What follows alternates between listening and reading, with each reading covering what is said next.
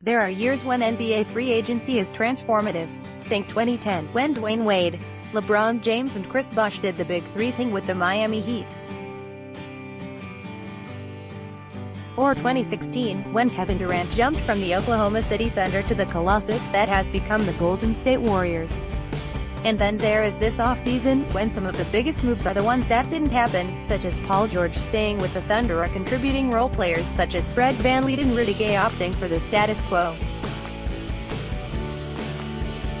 LeBron James made a quick decision to join the Lakers, but it's hardly as transformative a move as when he signed with Miami or rejoined Cleveland. Matty Meyer, Getty Images. No, the NBA will not be reshaped by the summer of 2018. But that doesn't mean there haven't been impactful decisions, even with some viewed as somewhat less than such.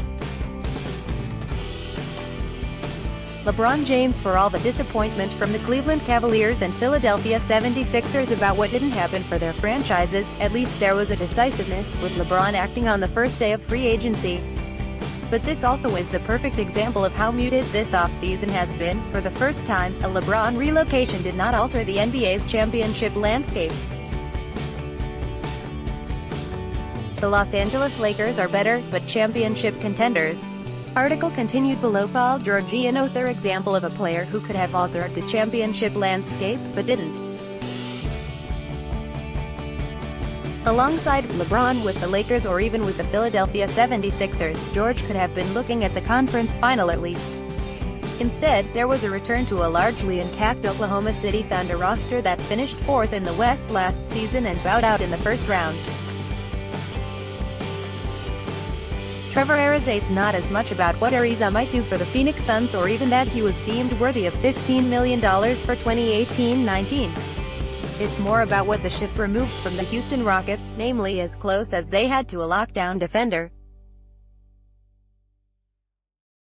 In some ways, this was a transformative move, but in a negative sense for Houston. DeMarcus Cousins. In the face of it, this is one of the most overstated signings of the summer. Foremost, not only could the debut be delayed until mid-season, but there then is the question of the resulting productivity following the torn Achilles. Beyond that, at the moments of truth, it is just as likely that the Golden State Warriors will be featuring Draymond Green, Kevin Durant and Andre Iguodala in their front court. The significance of Cousins is that he could have been far greater use to the other 29 teams. Rajon Rondo. Article continued below. Just not sure what to make of this, other than it appeared that Rondo would have been more valuable to the New Orleans Pelicans than he will be to the Lakers. The Pelicans had something intriguing going on at the end of last season with Anthony Davis, Jrue Holiday, Nikola Mirotic and Rondo, and without Cousins. Now, in this, shall we say, untransformative NBA offseason, some of that intrigue is gone.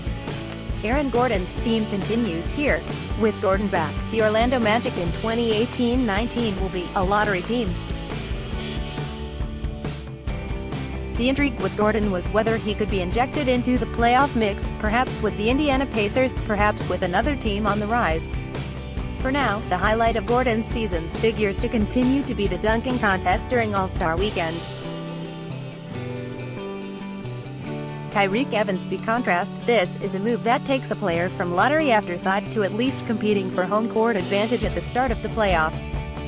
Victor Oladipo finally will be able to go to the bench for the Indiana Pacers without the offense grinding to a halt. But the question with Evans remains, just a good player on a bad team, or a player poised for a playoff breakthrough after only 4 career postseason appearances? A.J. Redick. The year-by-year approach continues to benefit both Redick and the Philadelphia 76ers, allowing each side to annually explore the possibilities of free agency.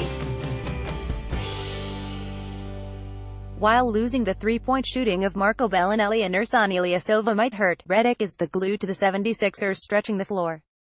An argument could be made of this as the most impactful Eastern Conference playoff race signing of free agency. Fred VanVleet. This is similar to the 76ers signing of Redick, in that it keeps a leading conference contender largely intact. The benefit for the Toronto Raptors is that, with VanVleet in place, it makes it more palatable to potentially move on from DeMar DeRozan or Kyle Lowry, although in the now non-LeBron East, it also says plenty about Toronto wanting to make one more run.